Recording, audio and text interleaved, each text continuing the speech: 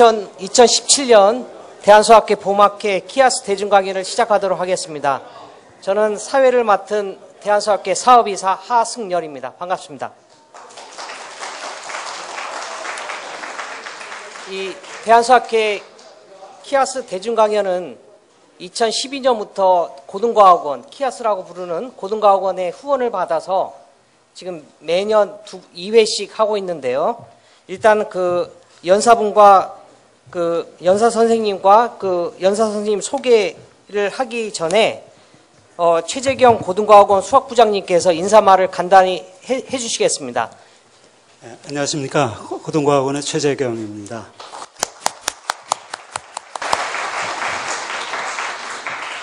오늘 키아스 대중강연 해주실 분은 성균관대학교의 이상구 교수님이십니다. 이상구 교수님은 그야말로 큰 일꾼이십니다. 성균관대학교뿐만 아니라 대한수학회에서 온갖 위원회에서 아주 중요한 일을 활발하게 해오시고 있습니다. 뿐만 아니라 이상구 교수님께서는 그 논문도 굉장히 많이 쓰시고 저술 활동도 왕성하게 하시고 또 제자도 수많이 배출하셨습니다. 그리고 제가 이상구 교수님 소개하려고 이상구 교수님 홈페이지랑 그 이력서를 봤는데 그건 그야말로 빅데이터였습니다. 제 홈페이지와 이력서가 3x3 매트릭스라면 이상구 교수님 홈페이지와 이력서는 100x100 매트릭스였습니다. 그리고 제 홈페이지가 흑백이라면 이상구 교수님 홈페이지는 아주 컬러풀합니다. 그래서 여러분들 한번 직접 방문해 보세요. 이상구 교수님 홈페이지를. 그래서 오늘 그 대중강연 제목은 한국 근현대수학 전통과 첨단의 조화인데 아주 재미있고 컬러풀할 것으로 기대됩니다. 그러면 이상구 교수님을 아주 환영해 박수를 해주세요.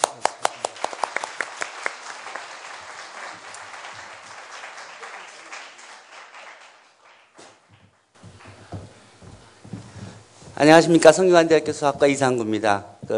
최재경 교수님과 하승열 교수님의 그 과분한 그 소개 송구하고 그리고 또 이렇게 초대해 주셔서 너무 감사드립니다.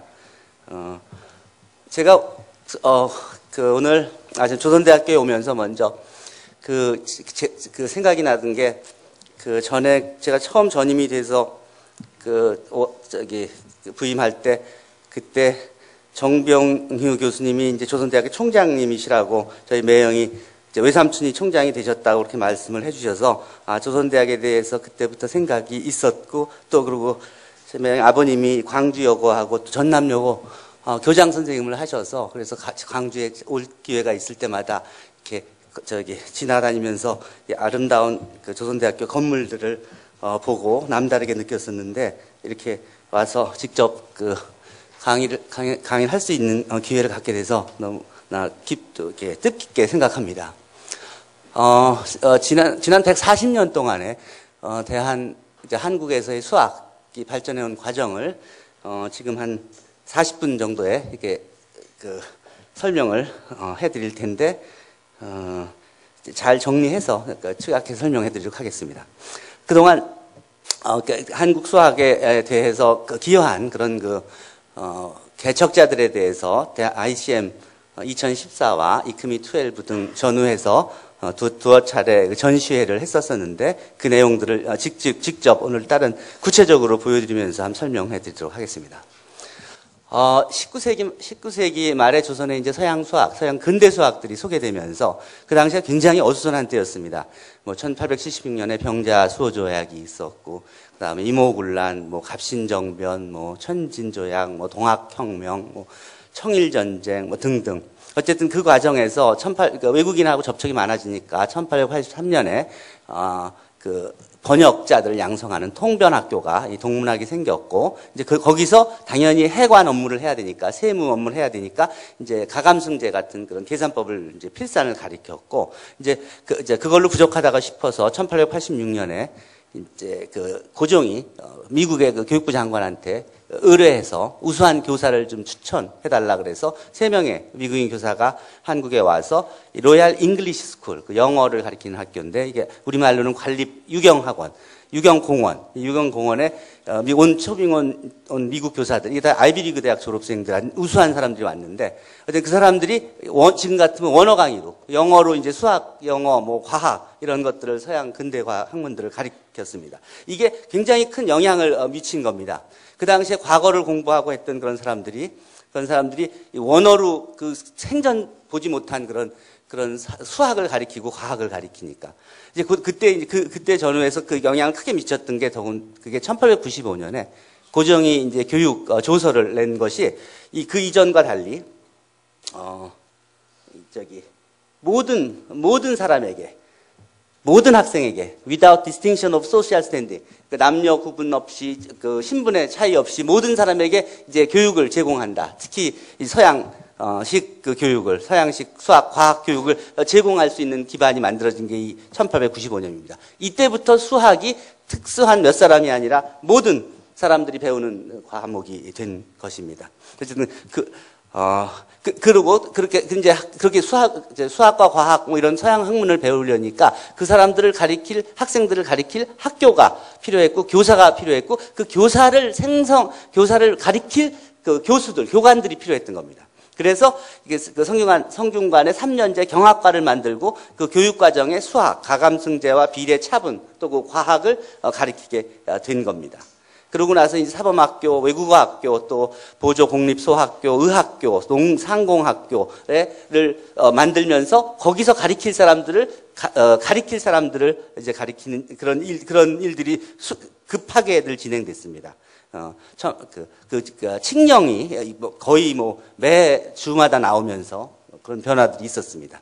어쨌든 그 중에서 1895년에 이제 14가지의 큰 법이라는 의미의 홍범 14조가 나오면서 그 정부에서 우수한 학생들을 뽑아서 이제 유학을 보내기 시작합니다.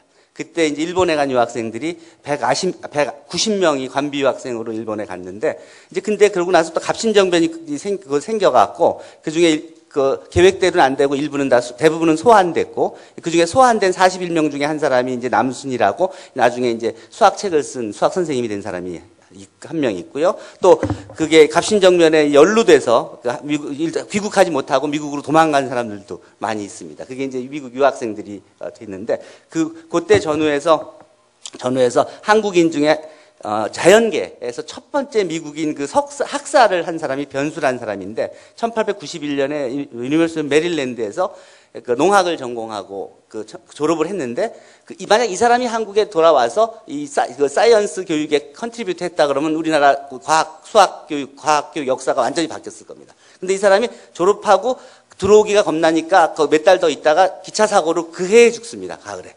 5월에 졸업하고. 그래서 자연계는 거의 없이 이승만 박사도 정치학이고 서재필 박사도 의학이고, 그래서 문학을 전공한 사람들은 계속 생겨났지만 자연계를 공부한 사람은 그 후에 한참 동안 없었습니다. 어쨌든 이런 변화가 있을 때 이제 과거를 공부하던 똑똑한 그런 인재들이 이제 유경공원에서 원어로 이제 수학, 과학을 가리키니까 당연히 그 사람들한테 이미 통역을 해주고 할 수 있는 그 인재들이 있었는데, 이제 그런 사람들이 바로 호머 허버트를 통해서 그 원어 책들을 가지고, 그리고 그 정릉에 있는 신흥사에 모여서, 그래서 직접 그걸 스스로 공부하고 또 이해한 사람이 이거를 설강을 합니다. 그 후에 그런 전통이 강독이라는 그런 식으로 서울대학에서도 진행됐는데, 어쨌든 같이 공부하고 이해한 사람이 다른 학생을 가르쳐 주는 식으로. 그때 공부한 사람들의 일부가 이게 마우스가 이게 없는 거죠. 포인터로 해야 되죠.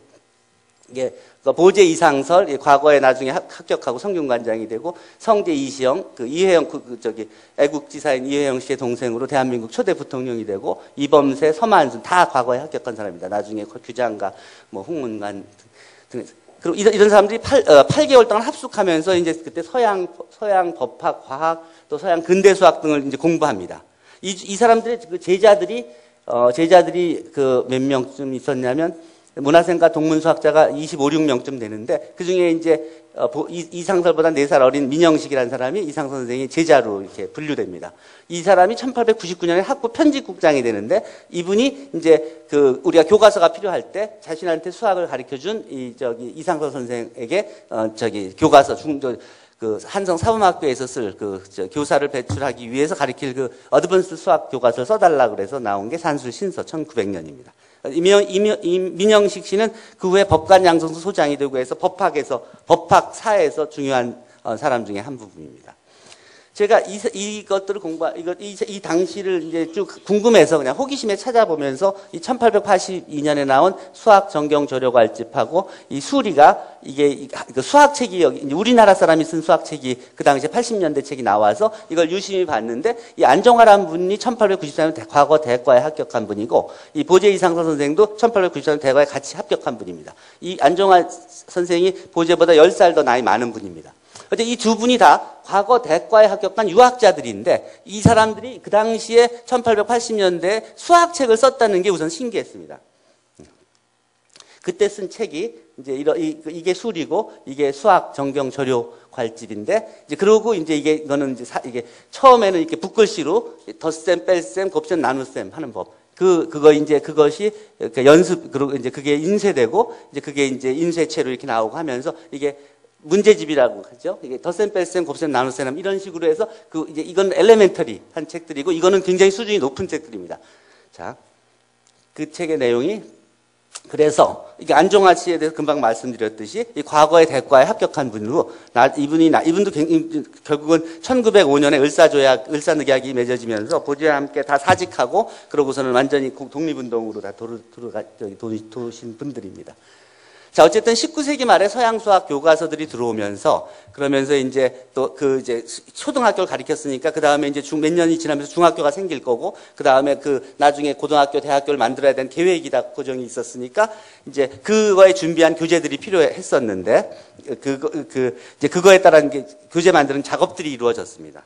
그 중에 하나 재밌었던 게 그때 관립중학교가 1900년에 이제 처음에 제동에 이제 설립돼서 그게 지금의 경기고등학교가 된 건데 이름이 경성중학으로 시작됐다가 경성은 너무 이름이 한국 조선인들이 다니는 학교 치고 너무 높다 생각해서 경기로 낮추고 나중에 경성중학은 일본인들 학교를 경성중학으로 바꿔서 그게 서울고등학교가 된 거고 그 다음에 뭐 이렇게 어쨌든 나중에 경기중학이 됐다가 경기고등학교가 됐고가 그 다음에 또 재밌는 게 조선대학을 오면서 생각나는 게 처음에 제국대학이 조선에 생기면서 조선에 제국대학이 생겼다. 그래서 학생을 모집하고 다 뽑아서 입학식을 했을 때 입학식에 광고가 조선제국대학교 입학식 광고가 났습니다.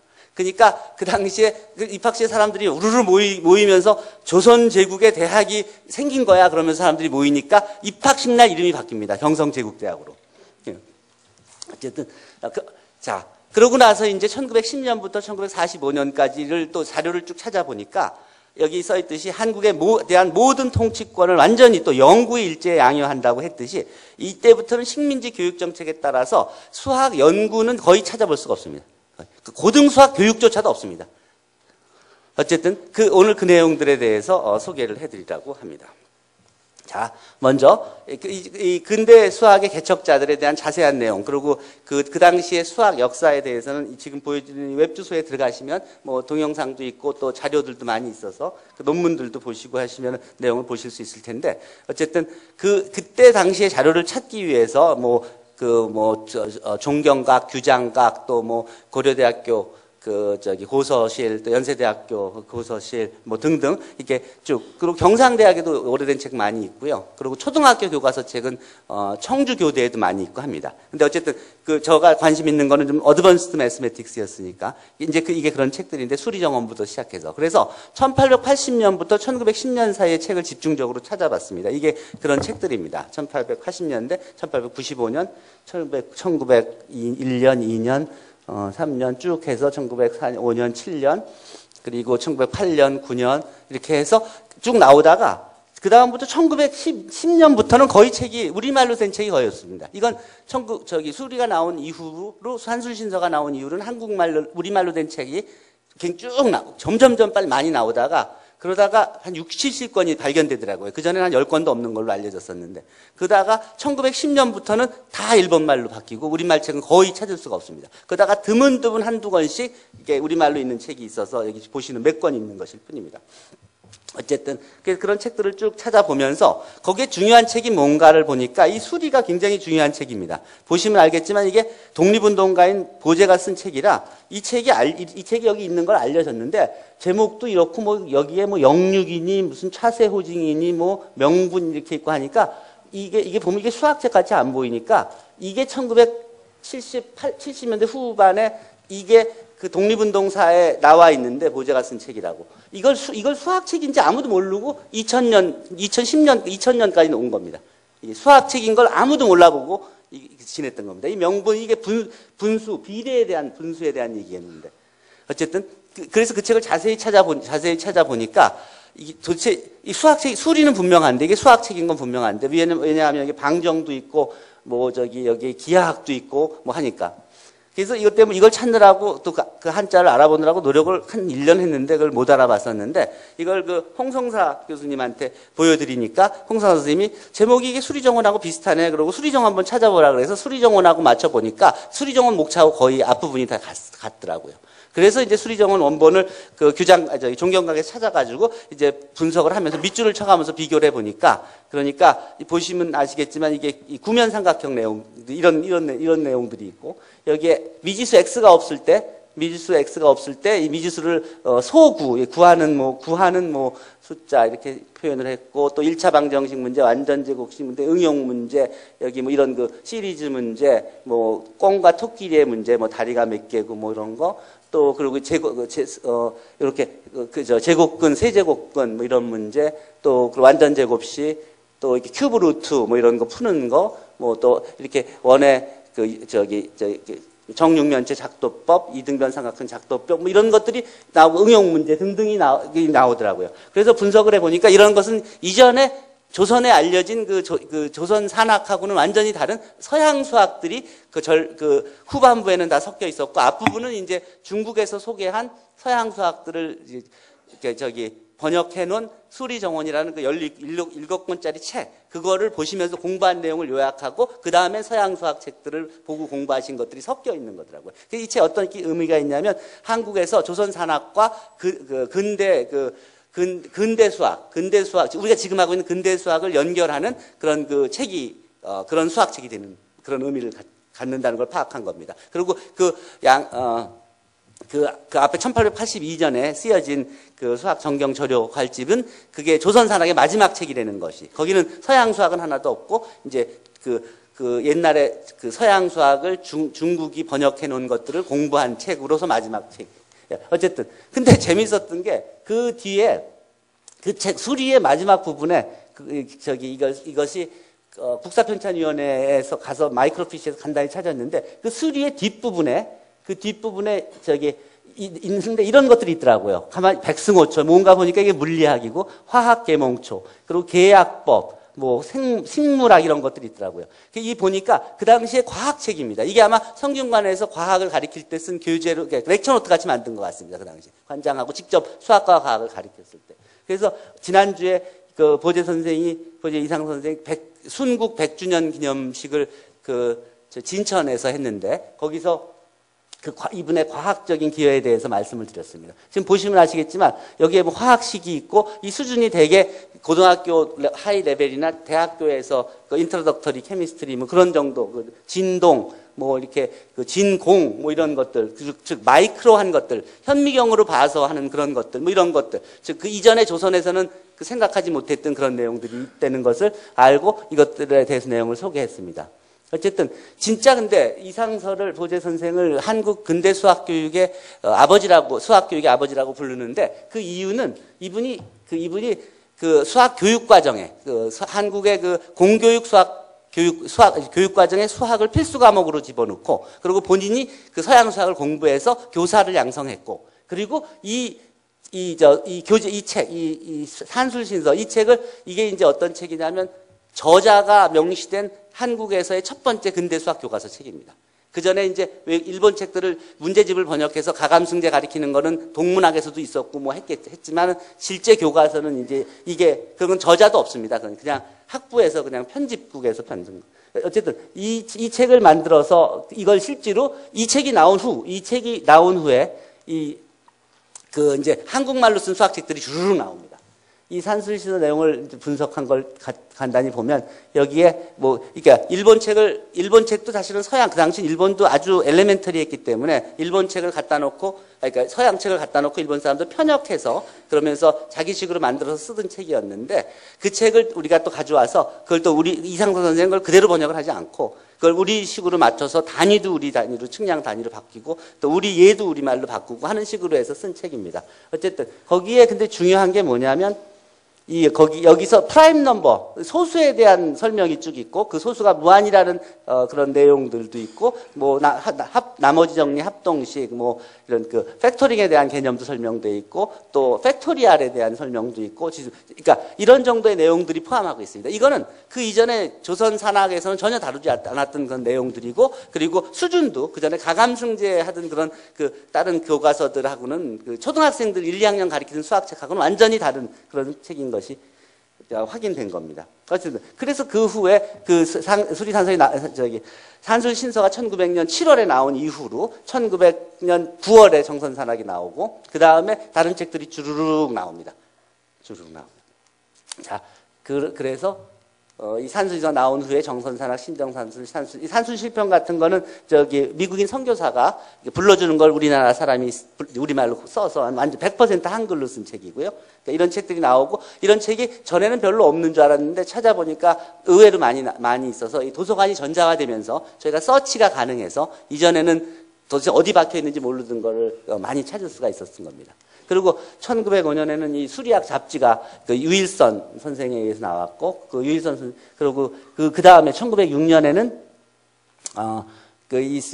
산술 전문학교가, 이상선 선생의 동생인 이상익 선생이 다른 3명과 함께 산술 전문학교를 익동이 지금의 어느 동이냐면은 익선동인데 그 종로구 거기에 산술 전문학교를 만든다는 광고가 있는 걸 확인했고 1907년 정리사가 이제 유일선 일본에서 처음으로 이제 도쿄 물리학교에서 이제 수물학으로 학살하고 온 유일선 선생이 수리 전문을 이제 만들어서 학생 뽑는 광고가 있었고 거기에서 이제 수학을 배운 분이 주시경 선생이나 최규동 선생입니다. 나중에 서울대학교 이사장 총장 하신. 어쨌든 이상선 선생이 수학책을 쓰고 수학을 직접 가리키고 그리고 교사들을 배출한 그 영향이 그 후에 한국 수학계엔 굉장히 큰 영향을 미쳤고 그래서 이상선 기념관이 거의 90억쯤 투자해서 지금 만들어지고 있는데 거기에 수학관을 따로 만들기로 했다고 들었습니다. 수학자들이 좀 관심을 가지고 도와줘야 될 것 같습니다. 어쨌든 이 당시에 보시면은 이게 한성사범학교의 수학을 가리키던 모습입니다. 이게 완전 제곱식을 만들어서 푸는. 이게 허버트입니다. 이 사람이 허버트입니다. 이 처음 여기 생길 때는 교장 한 명, 교관 한 명입니다. 교관은 교감이고 그리고 또 그 당시에 교관은 교수라는 의미입니다. 두 명이니까 거기에 배치됐다는 건 거기에 다 일을 다 가리키고 뭐 하고 뭐 다 했다는 소리입니다. 거기에 교사로 갔다는 것 당시. 어쨌든 몇 년 전에 대한민국 과학기술인 명예전당에서 이제 최석정 선생이 헌정이 되면서 학술회의가 있었는데 대한민국 과학기술 명예전당에 처음으로 헌정된 분은 이제 이임학 선생님입니다. 그리고 이제 최석정 선생님이 2013년에 이제 두 번째로 헌정이 되신 분입니다. 근데 그리고 자세한 내용은 여기서 보실 수 있고요. 근데 중요한 건 1945년 그 전까지는 사실은 개화기 때 조금 공부를 하다가 연구해서 좋은 논문을 쓰거나 이런 경우까지는 도달하지 못하고 그냥 일제가 되면서 그런 고등교육은 완전히 없어지고 다시 초중교육으로 돌아가서 일제시대 때는 뭐 연구라는 게 있을 수 없었고 연구자도 전혀 배출되지 못했었고 유학 가서 학사하고 온 정도가 최선이었는데 근데 45년 이후로부터는 그야말로 우리가 공부도 많이 하고 연구도 많이 하고 했는데 아직까지 45년 이후로 교육받은 사람은 한 명도 거기 헌정이 안 돼 있다는 것하고 그거보다 맥 튜터 히스토리에 보면 온 세계에서 유명한 수학자들을 다 리스트업 하는데 거기에 한국인은 한 명도 없습니다. 거기에 뭐 실론이건 뭐 무슨 이름도 못 들어본 나라들이 다 있는데 거기에 한국인 수학자는 단 한 명도 없습니다. 근데 그러다가 이희막 선생이 과학기술 명예전당에 이제 오르시고 나서 그러고 몇 년 후에 한 명이 이희막 선생이 그 맥튜터 히스토리에 올라갔습니다. 근데 국적이 어디로 돼 있냐면 노스 코리아로 돼 있습니다. 평양으로 돼 있기 때문에 그래서 사우스 코리아에는 한 명도 아직 없습니다. 어쨌든 저희가 극복해야 될 그런 문제입니다. 어쨌든 이희막 선생님은 한국인으로서는 두 번째로 그 PhD 학위를 취득하신 분이고 그 첫 번째로 학위를 하신 분은 연희 전문 1회 졸업생으로 장세훈 선생이라고 이제 연희 전문을 나오고 미국으로 그 선교사의 도움을 아서 베커의 도움을 받아서 유니버시티 오브 시카고로 유학을 가서 거기서 학사를 다시 하고 그 다음에 석사 학위를 유니버시티 오브 시카고에서 받고 노스워스턴 대학에서 1938년에 박사 학위를 받은 분이 첫 번째 박사고 수학 한국인이고 두 번째로 이제 이희막 선생님이 50년대 초에 그 유니버시티 브리티시 컬럼비아에서 박사 학위를 받았습니다. 이분이 중요한 건 그야말로 그 캐나다 아카데미 오브 사이언스의 학술원 회원이 되셨고 그리고 또 리 그룹 또 리 알제브라, 그 다음에 단 심플 그룹에서의 큰 기여로, 그리고 세계적으로 알려진, 그러니까 한국인 중에서 수학을 잘하는 사람이 있다고 알려진 분은 처음인 것입니다. 어쨌든, 그 다음에 최석선 선생을 사실은 발굴한 거는, 카이스트에서 에서 기여도 있었지만, 궁극적으로는 연세대학교의 그 컴퓨터 사이언스 전공하시는 송홍엽 교수님이 이거를 계속 파고들어서 결국은 컴비네이토릭스 책에 최석정이 선생이 구차의 올소곤한 라틴 스퀘어를 오일러보다 70년 정도 앞서서 먼저 소개했다는 것을 그걸 증명해 주어서 그것이 책에 들어가면서 그러면서 그것이 인정돼서 한국과학기술 명예전당에서도 최석정 선생을 인정해서 헌정을 받은 겁니다. 그 후에 아까 말씀드렸던 우리나라의 서양 수학과 조선 산학을 연결시켜주는 책을 쓰고 교과과정에 우리나라 공교육 교과과정에 수학을 필수 과목으로 하고 그리고 교과서를 써서 교사들 직접 가리키고 교사를 배출하고 그리고 또 그 주위에 크게 영향을 미치고 또 교과서들을 계속 쓸 수 있는 인재들을 만들어낸 거죠. 그런 역할을 한 이상서 선생이 있고 그 다음에 호모 허버트가 우리나라에 와서 이제 원어로 수학을 가리킨 사람이고, 그리고 실제로 이전의 선교사들하고는 완전히 레벨이 다른 사람이에요. 이 사람은 컬럼비아 대학교 유니온 신학교 대학원을 거의 수료하고 와서 가리킨, 그 전에 대학생들이 와서 선교하고 한 거하고는 레벨이 다른 그런 아주 양질의 교사였고 또 잘 배웠고 그리고 어쨌든 수학 교육에 큰 영향을 미쳤습니다. 이 유일선 선생은 한국인으로는 최초로 학사학위를 순물학에서 학사학위를 한 분입니다. 나중에 친일 행위를 정치가로 목사로 바뀌면서 이제 한국 수학계에서 사라져 버렸는데요. 그다음 아서 베커가 사실은 우리나라에서 이게 연희 전문 스물과의 초대 학과장으로서 그야말로 이 사람은 자연계, 신학을 공부하거나 무슨 문학을 공부한 사람이 아니라 이 사람은 미시간 대학에서 석사 학위를 하고 이제 연희 전문 스물과에 초대 학과장으로 초빙돼서 그러고서는 거기서 진짜 우수한 학생을 가리켜서 장세훈 선생을 노스웨스턴 대학에서 박사학위를 받게 했고 그 다음에 또 장기원 선생을 2회 졸업생인 장기원 선생이 이제 도곡구 대학에 가서 학사학위를 받게 하고 그리고 연희 전문 스물과 여러 아주 많은 우수한 배들. 이분이 어쨌든 그 후에 또 연구년은 미시간 대학에 가서 물리학으로 박사학위를 받고 또 연희 전문에 와서 교수를 배출했으니까 그 당시에 그 정도 자연과학 지식을 가지고 있는 사람이 우리나라 조선에 거의 없었기 때문에 이분의 역할이 굉장히 컸습니다. 어쨌든. 그 다음에 유일선 선생님한테 수학을 배운 최규성 선생님이 이제 결국은 일제시대 때는 수학 선생님 중에서는 최고로 실력 있는 선생님이라고 인정을 받았고 또 애국자로 인정을 받아서 해방이 되고 나서 제국대학의 경성대학으로 바뀌면서 거기에 초대 이사장으로 부임하셨고 그리고 나중에 총장님도 역임하셨고 이제 6.25 때 1950년에 이제 납북되셔서 평양의 감옥에서 돌아가셨는데 재밌는 게 여기서 보시면 재밌는 게 이게 여기 보면 이분이 중동학교 교장 선생님을 하고 계셨었는데 여기 보면은 그 우수한 학생들을 뽑아서 고백한 군을 뽑아서 수리학 전공으로 3년간 일본에 유학을 명함 이런 식으로 이분이 원래 이 중동학교를 수리 전문학교로 만들어서 그 도쿄 물리학교 같이 이게 그러니까 수학 전문학교를 사실 만들 생각으로 만들었고 수학 수학에서는 중동이 제일 잘한다 하는 그런 자부심을 갖게 하고 또 제자들에게도 수학 선생님이 되는 거 굉장히 권유합니다. 그리고 실제로 여기 수학과로 아주 졸업생까지 배출했습니다. 그래서 이 사람들이 수학 선생님이 초기에 되는데 큰 기여를 한 겁니다. 그럼 이춘호 선생님이 이제 그 개성분인데 여기 선교사들을 통해서 도움을 받아서 고등학교 때 유학을 가서 고등학교를 미국에서 나오시고 그 다음에 오하이오 스테이트에서 석사를 하시고 그 다음에 박사과정을 하시다가 그 아마 박사학위는 못 하시고 그냥 귀국을 하셔서 연희 전문 교수로 이제 계셨는데 이분이 하신 역할도 굉장히 큽니다. 어쨌든 이분이 처음에 광산, 그 당시엔 광산이 첨단 과학이었으니까 그런 광산 공학을 공부해서 하시려고 하셨는데 실습으로 도중에 주위 사람들이 죽는 걸 보고서는 안전한 수리학으로 이제 전공을 바꾸셨다고.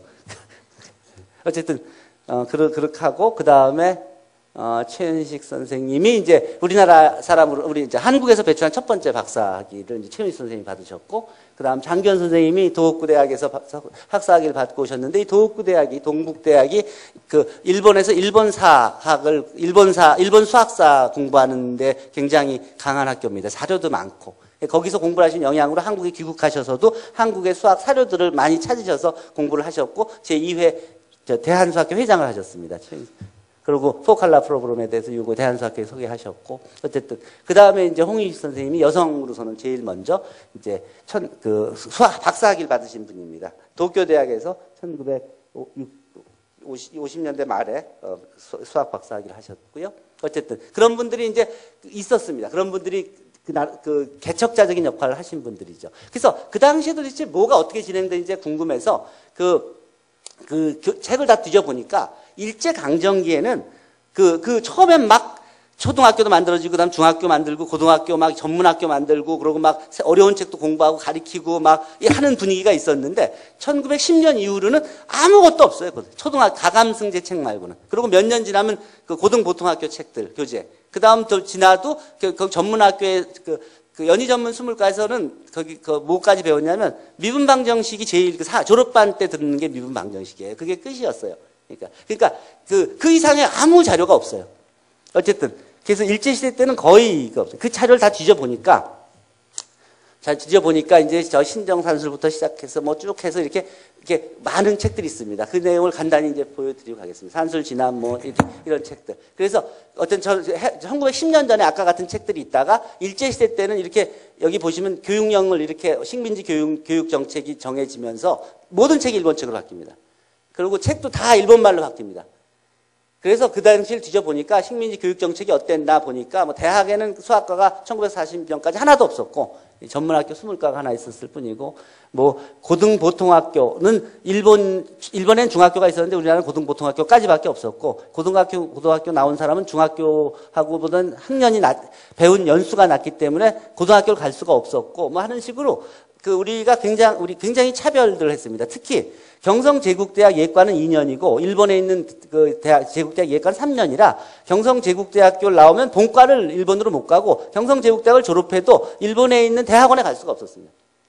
그래서 그게 일본 경성제대 교수들도 불만사항에서 계속 항의를 했는데 이게 1924년에 예과가 생겼는데 1934년에 돼서 풀어져서 그 후에 졸업생이 이제 대학원 교육을 받을 수 있었던 겁니다. 어쨌든 이 당시에는 조선 사람한테 고등교육을 가르칠 생각이 없었습니다. 전혀.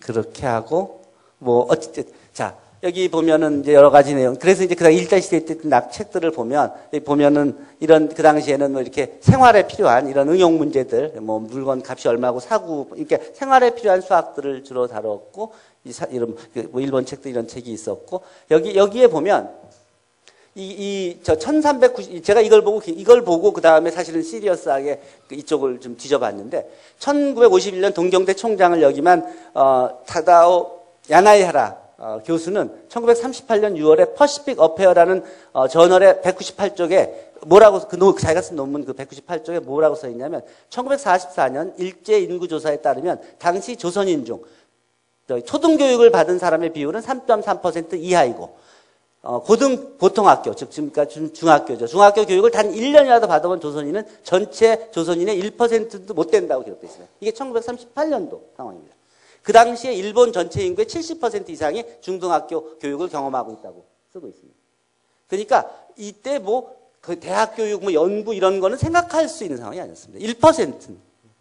어쨌든 그렇게 했고, 그러고 이제 해방이 되고 나서 미 군정기 때 이제 책들을 보시면, 그리고 이제 이런 그 종이 허스름하게 만들어서 그냥 등사한 그런 책들을 갖고 공부를 했고, 이제 그 당시에 이 미비적 문학 책이 이희막 선생님이 쓰신 책이 베스트셀러가 됩니다. 사실은 이게 홍임식 선생님한테, 홍임식 선생님은 수학 전공한 저거 일본에서 히로시마 고등사범을 나오신 분이니까 홍임식 선생님한테 수학책을 써달라고, 번역해달라고 이거 그랭빌 책을 부탁했는데, 홍임식 선생님이 아유, 내가 이런 거 못한다고, 그 이희막 선생님 보고 대신하라고 그 물리학과나 전공한 이희막 선생님 부탁을 하신 거랍니다. 이희막 선생님이 그걸 못 이겨서 그냥 맡아서 하셔서 번역을 했는데, 이게 베스트셀러가 돼서 이희막 선생님이 유학 가실 때 큰 도움이 되셨다고.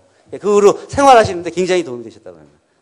어쨌든 이런 상황에 그랬고, 이때도 보면, 여기 보면 뭐 그 책을 자세히 보면, 책을 분석해 보면 책에 이제 그 당시 상황을 알 수 있는 내용들이 굉장히 많이 있습니다. 그리고 어쨌든 이때 나온 책들을 제가 쭉 뒤져서 찾아보고 웹사이트에도 올려놓고 그랬었는데, 뭐 어떤 책에는 이렇게 지도도 이렇게 손으로 그려서 있고, 청량리에서 뭐 돈은 얼마고 부산까지는 얼마고 하루 숙박비는 얼마고 하는데, 그러면 얼마 쓰느냐 뭐 이런 문제들이 있었다고 합니다.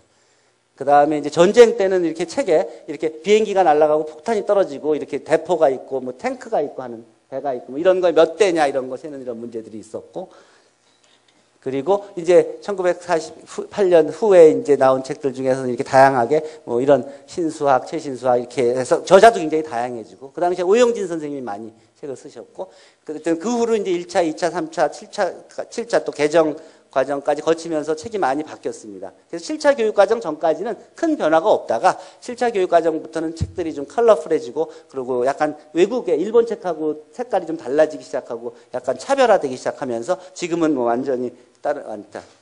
자, 그때까지는 근데 수학 연구가 없었습니다.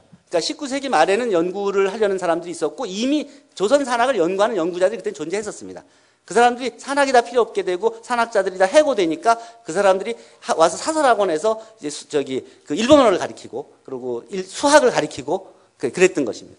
어쨌든 그러고서는 그 뿌리가 다 없어지고, 이제 결국은 해방되고 나서 대한수학회가 생겨지면서 수학하는 선생님과 교수들이 모여서 이제 그 학술 발표를 하고 그것이 논문이 나오면서 이제 결국 이제 한국에서 이제 근대수학 연구가 다시 이제 살아난 것이죠. 그래서 한반도에서의 근대수학 연구는 이제 대한수학회 탄생과 이제 함께라고 볼 수 있습니다.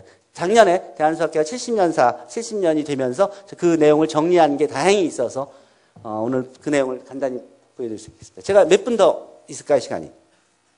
제가 몇 분 더 할까요? 지금 53분인데. 15분 정도요? 네, 알겠습니다. 어쨌든 이 대한수학회 책에 70년사가 나와서 지금 온라인으로 다 구매할 수 있게 돼 있으니까 혹시 자세히 보십시오. 제가 차에 한 권 가지고 왔는데 보여드리도록 하겠습니다. 어쨌든 거기에 보면 이제 처음 사진으로 이제 쉽게 제가 설명할 수 있는데 창립총회 25년, 50년, 뭐 기념품 35년, 뭐 그리고 학술회의 이게 사진이 옛날 건 많이 안 씁니다. 최근 거는 많이 있고, 그리고 이제 2000년대 이 중요한 게 이제 제주 컨벤션 센터에서 한 게 이게 대학에서 벗어나서 컨퍼런스 한 처음 수학회입니다. 수학회는.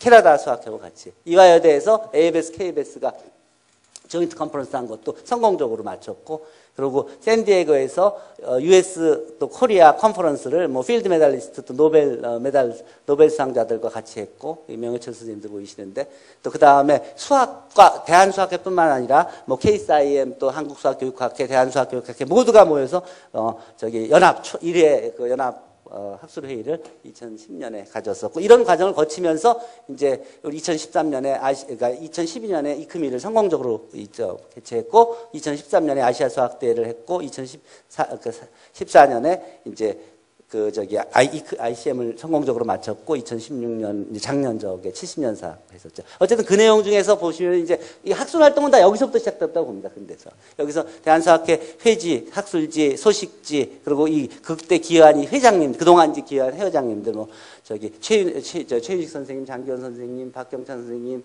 또 김종식 선생님, 뭐 여러 어쨌든 마 선생님, 주진구 선생님, 또 장건수 선생님 뭐 등등 다 뭐 그 기여가 점점점 커지면서 됐습니다. 어쨌든 그 내용을 간단히 요약한 게 영어로 이제 거기 했는데 이 주소에서 들어가서 보면 동영상을 볼 수 있습니다. 근데 어쨌든 거기 보면 첫 35년은 처음 시작은 조선 수물학회로 이제 시작을 했고, 그리고 어떤 내용이 아주 자세히 소개되어 있고요. 그 다음 35년 동안에 이제 그야말로 그 수학계가 확장되기 시작했고, 이제 97년부터는 그야말로 세계화, 대화하기 시작했고, 그 2014년에 이제 비로소 우리가 세계화와 같이 어깨를 한다는 것을 증명해 주었는데, 어쨌든 그런 내용이 그 교육의 시대, 연구의 시대, 그리고 지부활동 관련 연구기관, 뭐 여기 전남대 수리계산 및 생명의학 통계사업단, 또 저기 전북대 순수및 응용사 연구소 등 뭐 등등 해서 어쨌든 학회, 통계학회, 뭐 국가수리과학연구소, 또 뭐 저기 산업영양수학회 등등 어쨌든 수학사학회, 그러니까 어제 이런 모든 기록들이 70년 동안에 있었던 우리 수학 관련 기록 단체들 다 집어넣고, 그리고 어쨌든 그런 내용. 그러면 어떤 사람들이 한국 수학계에서 기여를 했냐? 한국 수학 발전에. 그래서 이 장수영 총장님이, 포항공대 총장님이 아카데믹 지니얼로지 매스매티션을 이제 쭉 정리하면서 뭐 독일, 프랑스, 이렇게 러시아 하면서 한국 분들도 8분을 소개했습니다. 2008년도에. 거기 중에서 독일은 이렇게 많은데 필드 메달리스트는 1명밖에 없고, 그리고 뭐 일본은 이거밖에 안 되는데 3명이나 필드상을 받았고, 한국은 아직 8명 소개했는데 아직은 없고, 호주는 이 타오가 이제 1명 있고, 중국은 하나도 없고, 근데 사실은 홍콩에 그 야우가 뭐 홍콩이니까 그때 중국이 아니니까 뭐 이런 어쨌든 이렇게 소개를 했는데, 이 8분이 누구였냐면 이희막 선생님, 임덕선 선생님, 김정한 교수님, 뭐 김민영 교수님, 오영 선생님 등등입니다. 그러니까 이분들이 그래서 이제 이렇게 소개를 해주신 겁니다. 족보가 누구한테 배우고 뭐 하고 제자 몇 명 배출했고 뭐 등등 어디서 했고. 그래서 이걸 본격적으로 그러면 한국에서 진짜 중요한 사람들 수학자 족보가 어떻게 되는지를 다 뒤져봤습니다. 좀 더 디테일하게. 그래서 그걸 쭉 정리를 했는데, 이게 하다 보니까 도대체 어디다 기준을 잡아야 될까 그래서 대한수학회에서 그 학술상 무슨 상, 뭐 공로상, 이렇게 상 받은 분들을 리스트를 다 업해갖고, 그래갖고선 그분들을 쭉 파악해서 그분의 제자가 누구고, 학위는 어디서 했고, 몇 년에 했고, 전공은 뭐였고, 뭐 등. 어쨌든 그렇게 하면서 이미 우리나라가 모든 각 분야에서 결국은 세계하고 대등하게 움직이시는 분들이 이제 각 분야에 다 이제 이미 존재하고 있고 또 열심히 활동하고 있다. 그것도 보여진 게 그 ICM에서 다 증명된 걸 한 거였죠. 어쨌든 그런 저력을 가지고 2012년에 이크미 12를 성공적으로 마쳤고, 그리고 또 사실 그 ICM 전에 위성학회도 수십 개를 한국에서 개최하면서 하다못해 저희 분야 같은 경우도 500명 이상이 오는 위성학회를 성공적으로 마쳤고, 그리고 그 ICM을 그야말로 근사하게 정말 역사를 만들어냈죠. 그리고 그 과정을 통하면서 이게 수학에 대한 관심도 굉장히 높아졌고, 그리고 사회가 우리가 그런 수학적인 그런 기여를 요구한다는 것도 우리가 서로가 교감도 생겼고, 그래서 우수한 학생도 들어오고. 자, 그렇다면 얼만큼 우리가 어떻게 그런 그 에너지를, 그런 의지, 그런 의욕을, 또 그 우수한 학생들을 받아서 가리켜서, 그리고 또 우리가 지금부터 어떤 분야에서 우리 기여를 할 수 있겠냐. 그래서 다른 수학이라는 게 어느 한 나라만 잘해온 게 아니니까, 그 나라가 그야말로 발전할 때 100년 전에 미국은 아무것도 없던 나라가 100년 만에 그야말로 세계 최애 수학 강국이 됐듯이, 결국은 대국굵기를 보면서 도대체 다른 나라들은 어떤 계기가 있어서 경제적으로, 군사적으로, 또 학문적으로, 또 수학에서 발전된 일을 보면서, 그러면서 우리가 어떤 길을 갈까 생각했는데, 다른 분들은 다 다른 분야 잘 하시니까 남들이 안 하는 분야가 뭘까 생각을 하다가, 이제 어쨌든 요새 요 글 이제 4차 산업혁명이 핫 이슈가 되고, 또 리서치 패러다임이 이제 데이터 처음에는 익스페리멘탈 사이언스에서 티어리티컬 사이언스로 바뀌다, 그다음 컴퓨테이셔널 사이언스를 넘어서 이제는 데이터 인텐시브 사이언스로 바뀌는 추세이고, 그리고 그런 데 설명이 계속 늘어나고 있고, 그다음에 그래서 뭐 그런 예로 인공지능, 뭐 빅데이터, 3D 프린터 등등 있다에 대해서 있어서 저도 그거 관심을 가지고, 그래서 지금 21세기 한국 수학에서는 어떤 거를 어떤 데서 좀 우리가 하면 잘하는 게 나올까 하는 거를 생각을 하게 됐습니다. 평가 기준은 굉장히 다양하기 때문에 어디가 뭘지 모르지만, 다른 분야는 다른 분들이 잘 하니까, 저는 평생을 행렬하면서 살아온 사람이니까, 이 행렬과 관계된 거에서는 도대체 뭐를 우리가 하면은 다른 나라보다 잘할 수 있을까를 계속 생각을 했었습니다. 그래서 테크놀로지, 옛날에는 이런 테크놀로지를 사용해서 이제 계산도 하고 하면서 뭐 중국 수학자를 조선산학자가 놀래게 했다고 하는데, 그러면 지금은 뭐가 있을까? 그래서 지금 그러면 테크놀로지가 수학이 뭐가 있을까? 그래서 유심히 이제 3D 프린팅도 들여다보고, 무슨 PCA도 들여다보고, 네, 그렇게 하면서 먼저 수학하고 3D 프린팅 연결해서 이거를 제가 나오자마자 이게 처음에 한 150만 원, 1,500불쯤 하던 건데 세일을 299불로 해서 그날로 당장 그냥 온라인 구매해가지고서는 그때부터 이거 만들기 시작했습니다. 그래서 이런 거, 이 그림을 이렇게 3D 그림을 이제 우리가 그 맥스 프로그램을 이용해서 3차원으로 그리면 이제 식을 주면 그려지니까, 그러면 그거를 이제 어떻게 하면은 이렇게 그 스테레오 리소그래픽 파일로 바꿔서 프린팅을 할 수 있을까를 이제 궁리를 하면서, 그러면서 실제로 성공을 해서 이렇게 이것저것을 만들어 봤습니다. 그래서 식만 집어넣으면 그림만 그려지면 다 만들 수 있다는 것을 이제 확인하고, 그러면 그걸 가장 효과적으로 할 수 있는 방법이 뭘까? 이런 식으로.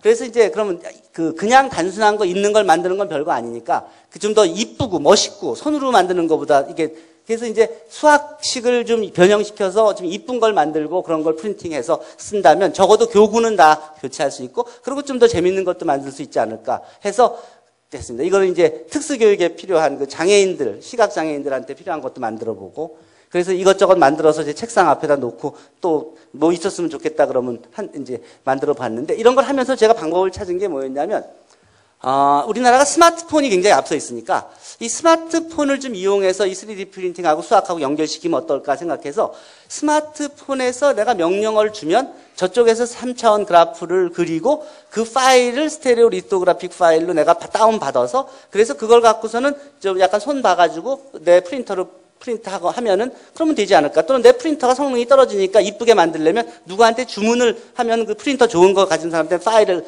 STL 파일을 보내면 거기서 잘 만들어서 프린트해서 택배를 보내면 안 될까? 그래서 그런 아이디어를 가지고 2014년 대한민국 과학기술 창작대전에 이게 나가서 제출했더니, 그때 이게 한 1000팀이 나와서 10팀 상을 받았는데 수학에서는 유일하게 저희가 상을 받았습니다. 다른 건 다 3D가 아니라 드론, 또는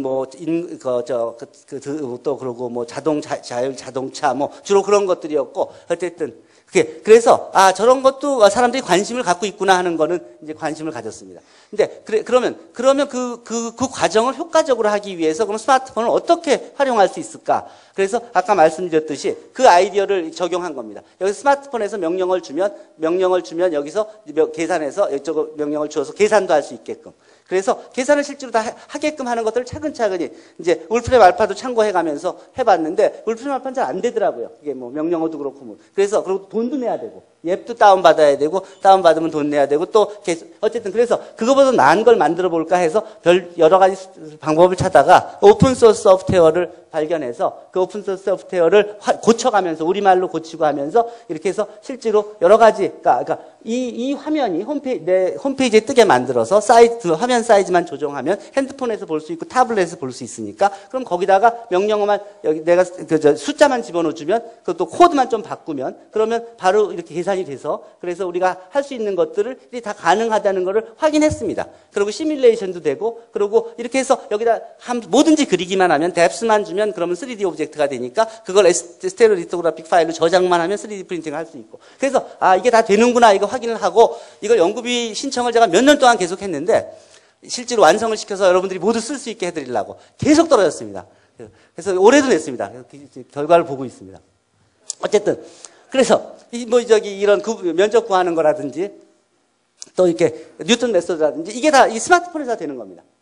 이렇게 그리고 이게 나비 같은 것도 이 그림을 그릴 수 있게 하고 뭐 여러 가지 시도를 했습니다. 저 웹주소에서 다 볼 수 있습니다. 그리고 스마트폰에서 할 수 있게끔 그렇게 했습니다. 그리고 그걸 아무리 얘기해도 사람이 잘 이해를 못해서 제가 책을 직접 썼습니다. 그 코드까지 집어넣어서. 이게 다 파이썬 언어입니다. 파이썬 베이스드 세이지 언어인데 파이썬 언어입니다.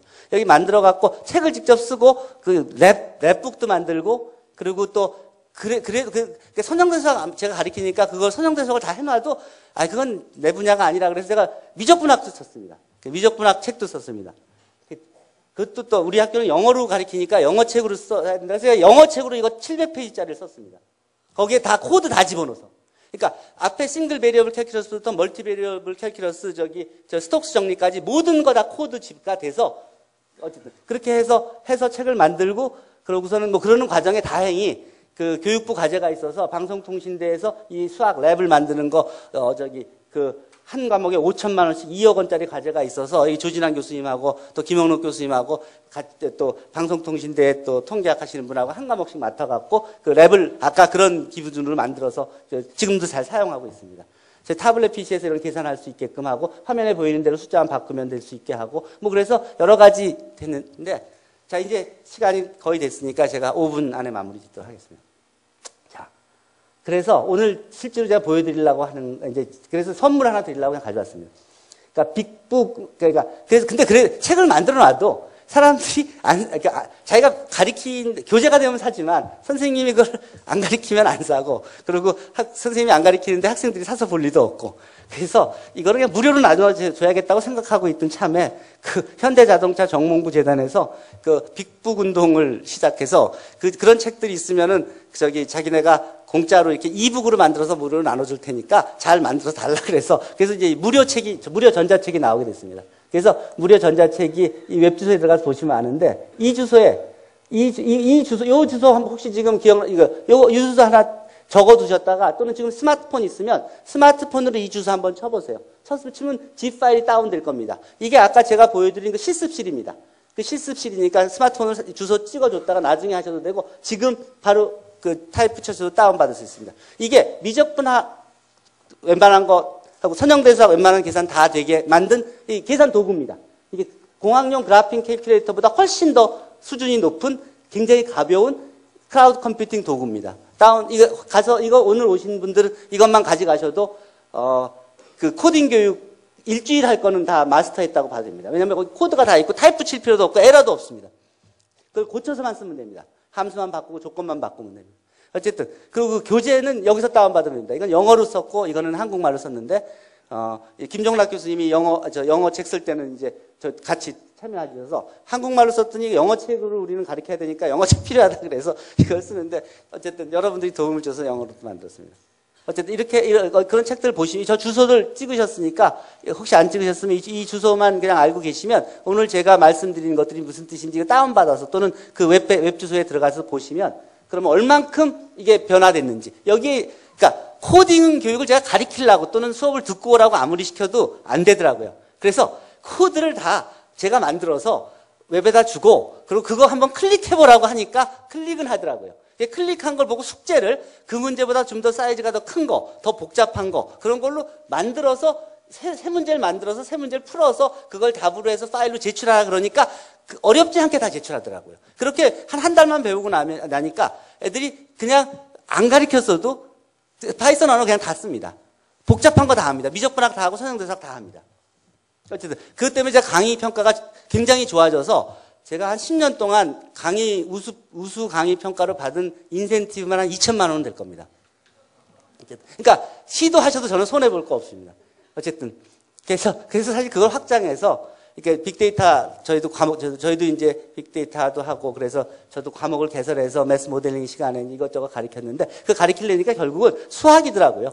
그러니까 뭐 수학 필요한 게 프리캘큘러스, 캘큘러스, 그다음에 선형대 수학, 그다음에 통계 꼭 필요하고, 그다음 미분방 정식, 복소수, 그래서 공학 수학 필요하고, 그래서 그거를 실제로 다 가르쳤습니다. 이 책 모든 강의한 걸 다 유튜브에 강의에 올려놨고, 그 학생들 모르면 여기 가서 그냥 보라 그러고서는 바로 그냥 본론으로 들어갈 수 있게끔 했습니다. 그래프 시어리까지. 코딩은 이거 대충 이 중에 한 과목을 한 달만 배워도 다 코딩은 저절로 배워지기. 그러니까 코딩에 대해서 전 프레셔. 저도 사실 코딩 잘 외워지지도 않고 자꾸 틀리고 타입 붙이면 그러고 시간도 걸려서 안 하는데 어쨌든 학생들은 뭐 한 번만 해보면 금방 합니다. 자, 이제 1분 남았으니까 결론을 하죠. 어쨌든 우리가 잘할 수 있는 각 분야에서 굉장히들 노력하고 있지만 우리 한국이 여러 면에서 잘할 수 있는 가능성도 많고 학생들도 잘하고 있고 여건이 좋은 부분도 있으니까 그 중에서 우리가 조금 더 신경 쓰고 이렇게 노력해 보면 뭐 여러 가지 가능성이 있다는 것이죠. 학생들은 더구나 지금 열심히 하니까 그 학생들의 그 창의성을 발휘하게끔만 해주면, 그리고 그 도구만 갖게 해주면, 기초 지식만 우리가 제공해주면, 그럼 길만 보여주면, 비전만 제시해주면 얼마든지 큰 일을 해낼 수 있을 거라고 생각을 합니다. 그리고 이 주소도 한번 들어가 보시죠. 이 주소도 여기도 들어가시면 이거는 이쁩니다. 이거는 행렬에 대한 모든 계산 한꺼번에 할 수 있는 주소고 이거는 버터플라이라고 있듯이 이거는 여러 가지 그림들 마음대로 그릴 수 있게 하고 시뮬레이션 할 수 있는 그런 주소인데 제가 어쨌든 여기서 마무리를 하고 그리고 저 강연 잘 들어줘서 감사하고 잠깐만요. 그 질문 제가 받기 전에 아까 그 동영상 그 부분 있죠? 그냥 그거 틀어주시죠. 그래서 제가 시뮬레이션을 여기서 할 수 없어서 제가 녹화해 놓은 거 그냥 보여드리겠습니다. 자, 감사합니다. 질문 있으면 질문 받겠습니다.